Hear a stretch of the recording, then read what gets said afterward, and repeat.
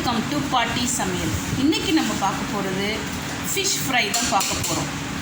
இதில் மீனில் மசாலா உதிராமல் எப்படி செய்கிறதுன்னு பார்க்கலாம்.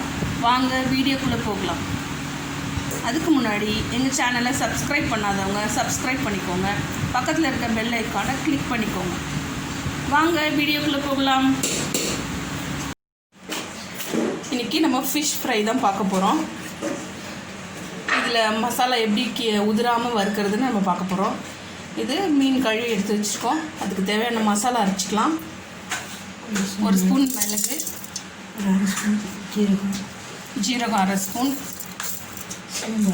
சோம்பு அரை ஸ்பூன் போட்டு இஞ்சி பூண்டு, இஞ்சி ஒரு ஆனியன் சேர்த்து அரைச்சி எடுத்துகிட்டு வந்துடலாம். அரைச்சி விழுது இதில் சேர்த்துக்கலாம். மிளகாத்தூள் சேர்த்துக்கலாம்.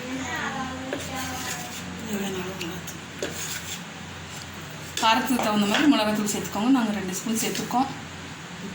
உப்பு தேவையான அளவு, மஞ்சத்தூள்,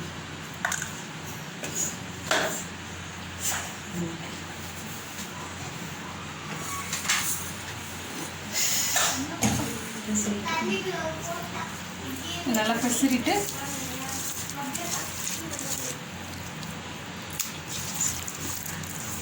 மீன் சேர்த்துக்கலாம்.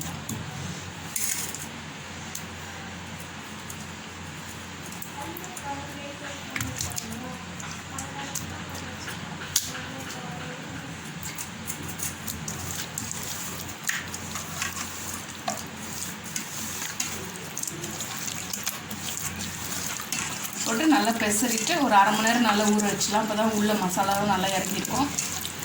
அப்புறம் வறுத்துக்கலாம். கடாய் காஞ்சோன்னு கொஞ்சம் எண்ணெய் ஊற்றிட்டு போட்டுருங்க. போட்டு மேலே கொஞ்சம் எண்ணெய் சேர்த்துக்கலாம்.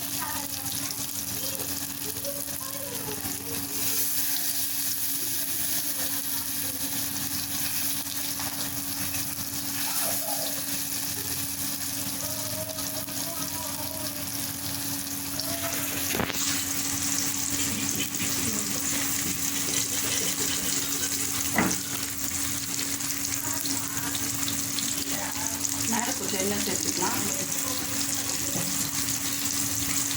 சேர்த்து ஒரு சைடு நல்லா ஃப்ரை ஆனாலும் திருப்பிட்டு திருப்பி போட்டுக்கலாம். திருப்பி போட்டு நல்லா ஃப்ரை ஆகும். 2 சைடு நல்லா கிறிஸ்பியாக வந்தோன்னு எடுத்துக்கலாம்.